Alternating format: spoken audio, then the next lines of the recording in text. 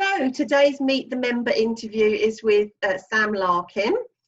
Samm is from Neon Recruitment. Hi, Samm. Hello, Louise. Now, Samm is absolutely brilliant. She's such a personable, funny, laughs a lot person. She's so easy to get on with. So I'm really looking forward to this interview today, Samm. So you got to hear me out now. You can't not laugh during this interview. That's all I do is laugh. Oh, that's a good way to be.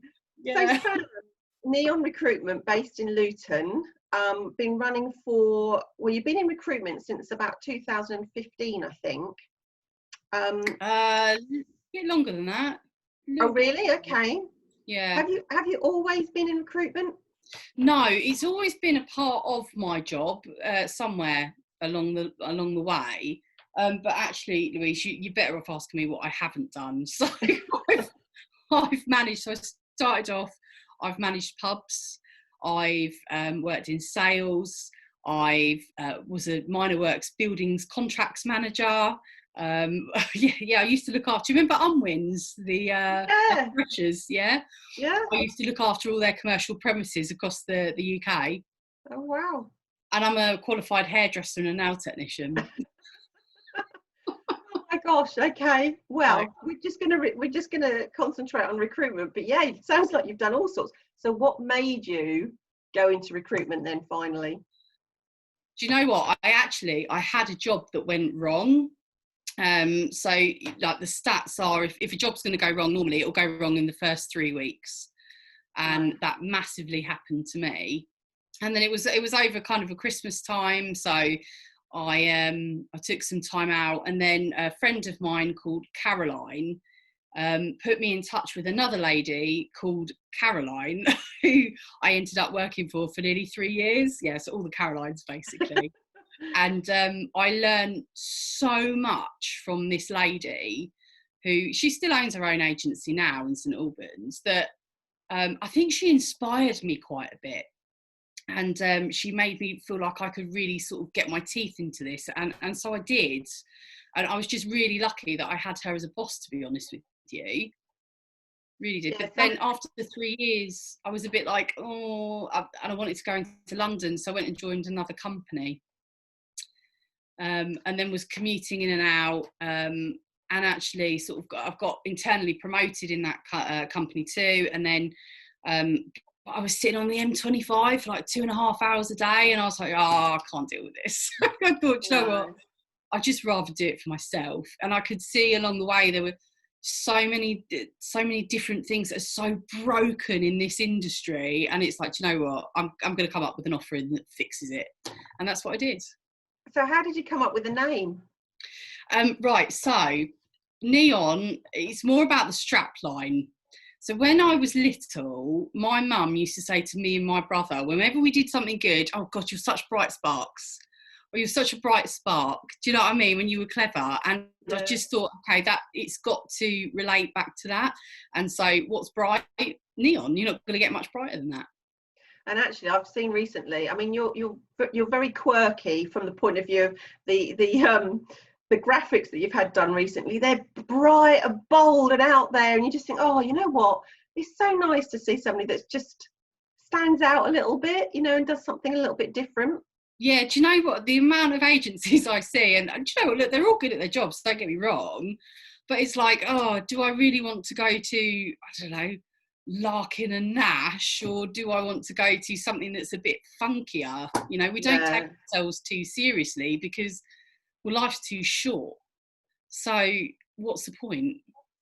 So I'm guessing, obviously, all we're hearing at the moment is redundancies, which is a massive, shame. What kind of recruitment can you? I mean, do you do just permanent, or do you do temporary recruitment as well? So lockdown has made us actually expand our offering. So we were just doing permanent solutions, but now actually we're going to do temp as well and contract staff. So a little bit more of a one-stop shop. And yes, we are hearing a lot at the moment about redundancies and a terrible market, and this is happening and that is happening. But, and there's one thing I keep saying to everyone, we have seen this before. We have been through this before. And actually, believe it or not, and what I'm about to say is hugely controversial, we actually needed this to happen. And Right. yeah, and that's going to make a lot of people feel very, very uncomfortable. But actually, our labour market was so tightly squeezed that we had a proper full-blown war on talent, and movement wasn't happening. Companies couldn't get the right staff, and so on and so forth. Now we're going to have a little bit more, and it's going to be tough to start with, but after a while, you're going to see a little bit more of a fluid market, Yeah. and which is a healthy market, and that's what we need. So that will be positive at some point going forward. But in the meantime, you know, you've gone out there and you've offered CV writing webinar, which I think was a couple of weeks ago. Yeah. And that was aimed, I think, primarily at people, maybe the younger ones that are just kind of maybe coming out of school, university. I know that it's applicable to everyone. But how did that go? It was really good. We had some really positive feedback, actually, and it's something I'm hugely passionate about, is early careers. And they said out of lockdown, out of COVID, that a lot of people who are early careers are going to really, really suffer. And I thought, you know, I can't sit there and not do anything. I've got a bank of skills, a talent briefcase, so to speak. Let's use it positively. And so the next one we're going to do is for redundancies as well. So when redundancies, you handle what's happened, someone's lost their job, let's find them another one. But a lot of people don't handle the emotional side of redundancies as well. Yeah. And it's really important that you get the correct structure and you get the correct infrastructure in place to support you through that. And that's what we want to focus on doing next. I know, I mean, I used to work for a big corporate company many years ago, and we went through so many rounds of redundancies, having to reapply for our own jobs and go to assessment centres for our own jobs. And actually, like you say, the psychological side of, you know, I'd been there for so long, and then seeing your colleagues going through the door and coming out to know whether or not they've got a thumbs up or a thumbs down, you know, is quite horrible, really. It really is, and it can make people feel really alone, really isolated. Like, and a lot of the time, what I hear from most people who are made redundant, they feel like they've been sacked. And it's just not the case. It's just really not the case. And so building that character back up, building your skills back up, and understanding, look what you have done, is so, so important. And that's why in my business, we don't ever do registrations. You don't come in, write your details down on a piece of paper and that's it.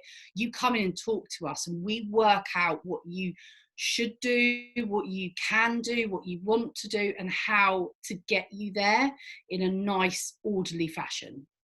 So in terms of, you know, if people, you know, unfortunately have been given the big heave-ho, or even just thinking, you know what, this time off has made me think and I want to do something different.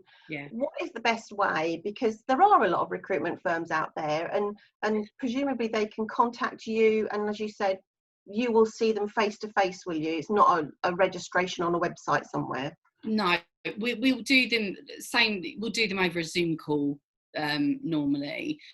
If you've been made redundant and you want to know where you want to go next, and perhaps for a lot of people, redundancy is a blessing in disguise. The one thing I would say to you is write down what you love doing, what you don't like doing, what you want to do, and what you want to end up doing. And then you can map your way back. And a lot of people just don't go through that process when they're trying to sort of figure out what they want to do next in their career. And you know what, just because you've done one thing, and I'm a testament to this, doesn't mean you have to stay in the same job for the rest of your life. No, I think going back years and years ago, you know, people used to go to a company and they'd stay there for years. But that, I don't think people, especially the younger generation, they don't think like that anymore. But No, I think you're right from a point of view of, you know, do something different. Even if you don't know what you want to do, why not be open to things? Yeah, do contract, do temp, do whatever you want to do. But for God's sake, don't sit still. Explore what's out there. Do you find that, Sam, then, that people are very rigid in what they want or what their expectations are, or it's just purely a I would need to achieve this amount of salary, or are people more flexible nowadays?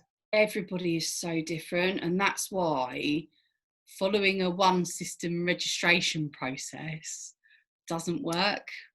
And that's why our career discovery sessions do work, because you sit down and you go through every single element, not just one element or what you want to do. That's not helpful. But discovering and then thinking about new industries and new businesses, you've got to think, my company specialises in recruiting for SME businesses. So you're looking at a headcount of anywhere from 10 to 150. That's where we sit in the market. We deal with so many different companies that do so many different functions, and you could not be thinking of something or not have heard of an industry before and think, oh my God, this is exactly what I want to do. Yeah, I think a lot of people, may think, oh, I don't really know what I want to do. And then sometimes they'll just see, because you've spoken to them. So if I came to you, for example, and we had a really good chat, and I'm very much like this, and that I wouldn't do very well in in an office where I'm just like this all the time. I need the social interaction, and that's how you would give me the right opportunities, I guess. And that's where you have to balance the cultural fit of someone as well. You have two identical people who have worked for the same company with the same two skills. Their personality will work in company X, but won't work in company Y. And that's really important to factor in. Yeah, that's really interesting. So in terms of people getting hold of you, what is the best way? How's the best way to find you? So you can find us on Facebook /Neon Recruitment. You can find us on Twitter /Neon Recruitment. We're on Insta as well. You can look at our website, which is www.neonrecruitment.co.uk. You can hit up my LinkedIn, which is just Samm Larkin. And you can find our company page on LinkedIn as well. Well, that's brilliant. It's so lovely to talk to you today, Sam. Yeah, you too.